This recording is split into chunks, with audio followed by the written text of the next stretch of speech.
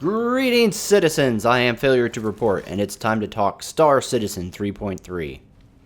9 months ago, I made a video titled Star Citizen 3.0, The Frames Strike Back. So, with the release of Star Citizen 3.3 to PTU for concierge and subscribers, I felt it was only proper to continue the naming trend. So here we are, Star Citizen 3.3, Return of the Frames. That's right, people, OCS has pushed Star Citizen client performance greatly. Players who were previously getting barely double-digit frames in the persistent universe have been reporting performance being nearer to 30 frames per second in heavy load situations, which is a huge increase for them. Now, first off, I said a while back that should 3.3 come out and the performance is in fact a huge increase, I would admit that I was wrong. And that's what I want to take a second to do.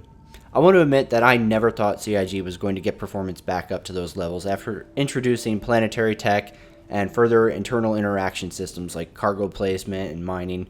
So, Chris, well done.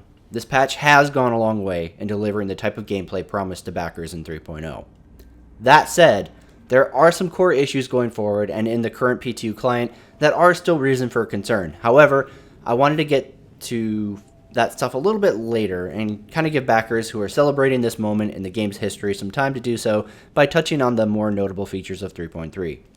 If you haven't heard, aside from object container streaming, which 3.3 owes its massively increased performance, we also saw the first live backer iteration of Face over IP, one of the first major passes at turret gameplay, a few new flyable ships ranging from reworks like the Consolidated Outlands Mustang to first-timers like the Anvil Valkyrie, the hottest little dropship since the Halo Pelican, and the Aegis Hammerhead, the first combat-focused corvette in the game.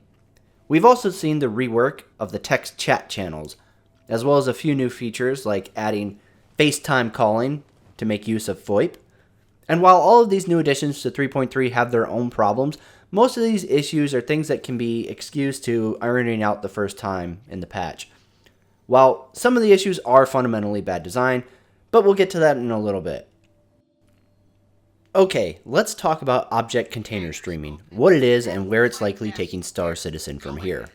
OCS is a fancy dress word for the game loading and unloading data that the player or client doesn't need to care about. For instance, if I'm standing on the surface of Daymar, I don't need to know about Paint Licker 6969 sitting on the pad of Port Olisar getting rammed over and over again by Scroopy Noopers was right. Yet, before OCS, Star Citizen servers wanted my client to know about it. But with object container streaming in 3.3, the client says, "Hey server, failure is stuck on Daymar because CIG thinks it's important that we should be able to fly around an atmosphere for only a few minutes instead of, maybe an hour or two like an actual plane. So he ran out of fuel, and I'm only going to bother with the data that's immediately around failure and any areas that he could reasonably move to from here." So the key thing to focus on in this moment is that OCS is only client-side OCS in 3.3. This is important for two main reasons. First and foremost, pop-in.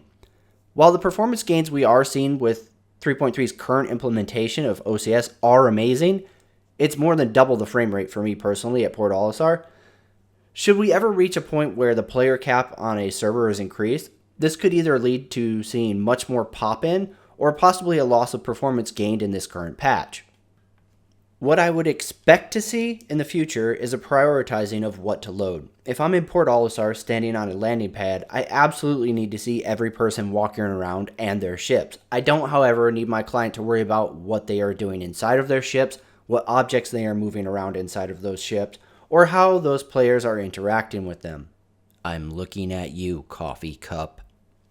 Now, were someone to open their ship up like a giant dropping landing ramp, and I were to look onto those, then yeah, absolutely, I should need to know. But I expect that's going to be an issue where CIG needs to figure out how and when the client wants to have more information. So this also leads to the next most important part of 3.3 in object container streaming. Cloud Imperium is still working on implementing server-side OCS. I think this is a really important thing to mention because it means the servers are still trying to account for everything all the time. And when you're talking about a vast space sandbox filled with players, asteroid ships, rovers, people walking around on planets, trees, rocks, you get the point, right? It's a lot of shit to keep tabs on, especially if no one's there to see it. It is because of the large increase in performance we saw with client-side OCS and the fact that server-side OCS as well as some other key tech is yet to be implemented that this is the first time I feel comfortable saying, you know what, CIG just might be able to get a few hundred people into an instance down the road. I still stand very firm on my belief that we will never see grand epic space battles, but at this point, how many of us really need it? My biggest reason for backing Star Citizen might have been for the epic capital ship fleet engagements that you see in like Star Wars, but at this point, I think it's fair to compromise the size of those battles if it means smooth gameplay and performance. Alright, next let's talk about fapping over IP. Face over IP. Utilizing a webcam in patch 3.3, you can now make facial expressions, which are then tracked by your webcam and relayed to the game, which mimics them on your character. Outside of erotic role-playing, I still stand by the fact that this is absolutely stupid to add to Star Citizen, especially at this point. But Failure, our fire team has been developing tactical facial expression signals. Now we don't even have to talk to communicate. Yeah, and that's great, good.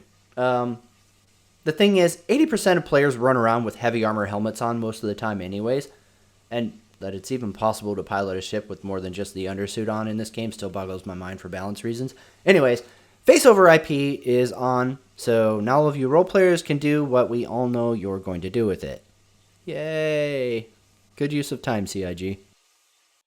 Turret gameplay has been much improved by what I'm guessing is turret ESP, so basically aim assist. Many of us have been saying for years now that turret gameplay in Star Citizen is never going to work with player turrets, short of them giving some sort of aim assist or auto aim, whatever.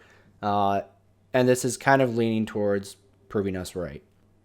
Now, I honestly haven't messed with turrets that much in 3.3 yet, but I have listened in on a certain group of combat pilots who I would trust to give feedback on all things combat way more than I trust patch notes from CIG.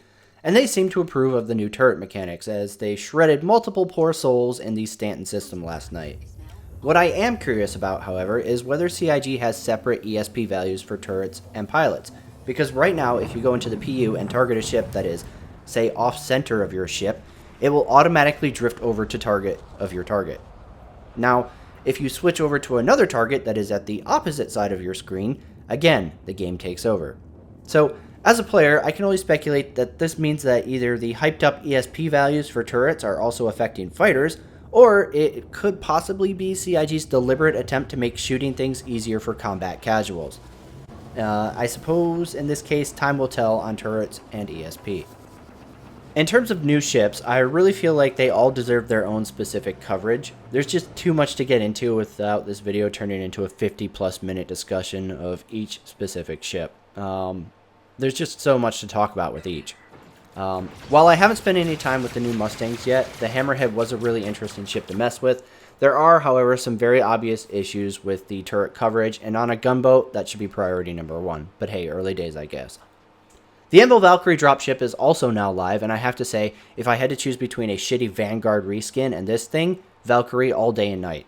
It looks really amazing, and the interior is very well designed. The turret coverage is much better, and on a ship made to land troops, this thing is going to force enemy infantry to dive for cover. If for nothing else than to see an A2 Hercules carpet bomb an enemy outpost and then see a squad of Valkyries dive in to air assault the shell-shocked defenders, I hope Star Citizen someday gets made. The Valkyrie does have some issues, but I'm working on a detailed specific video showcasing the design, which will have specific praise and grievances there. But the most notable one, and the one that I want to harp on while it's still fresh, is that there is 0 SCU cargo grids on this dropship, which is nearly 2/3 an open cargo bay, because CIG. Reorganized chat and FaceTime. They're kind of terrible. You now need to pull open your Mobiglass comms to see chat, and they're broken up into specific chat lobbies that you can create or join, whatever. I'm not a fan of the design, but hey, immersion in sim, I guess. You can also now hail anyone in your contacts list or other players in the area to have a FaceTime conversation with them. Again, this feels like fluff to me and doesn't really add anything to the core game right now, but I guess it doesn't hurt. I mean, it's in, right? So, there's that. So, this sounds like an amazing new milestone patch, right? And it does look that way right now.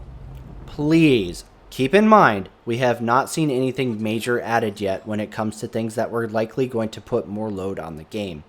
Ground AI are supposedly in, but I haven't been able to come across any yet, so it's fair to assume that they are only at specific mission points and in small numbers. We do not have Hurston or any of its moons still, which, as we saw during CitizenCon a few days ago, Glenn was absolutely having the micro stutter and frame rate issues that Star Citizen has sort of become known for as of late. Patch 3.3 also doesn't include the truck stop still. There's no AI economy traffic flying around. Player population appears to still be capped at 50 per server. Are you getting where I'm going with this? Now, absolutely, the performance increase with patch 3.3 has been notable, but we still have no idea if it's enough to see Star Citizen going from crawling to walking yet. Where patch 3.4 will very likely be the patch that gives backers their first real glimpse of what the future of this project is more likely going to hold. So, that about sums up Star Citizen 3.3 right now. If you're a backer who has taken a break since 3.0 has launched because performance was terrible, you may want to consider installing 3.3 PTU when your account is eligible. If you're someone who has been watching Star Citizen but you aren't sure if you want to buy in, my advice would be to wait and see where things stand in a year from now. You really aren't going to be missing out on anything by doing so, and have everything to gain by not risking investing before things prove themselves out. 2 Cloud Imperium games. Well done on OCS. While we are still seeing issues with crashing to desktop being fairly frequent again and random server disconnects, this is a very solid step forward that even I'm willing to acknowledge. I hope in the coming year you continue to prioritize gameplay mechanics and performance over fluff. Do that as well as reform some of your shitty marketing tactics you've started with in the last year, and I will only have trivial design decisions to complain about. With all of that said, I want to take a moment to thank all of you for watching, regardless of how you feel about Star Citizen, those of you who support the channel and the community that's grown along with it. There's nothing that I enjoy more than discussing games with you guys, whether it be pointing out criticisms on Star Citizen or the things CIG has gotten right.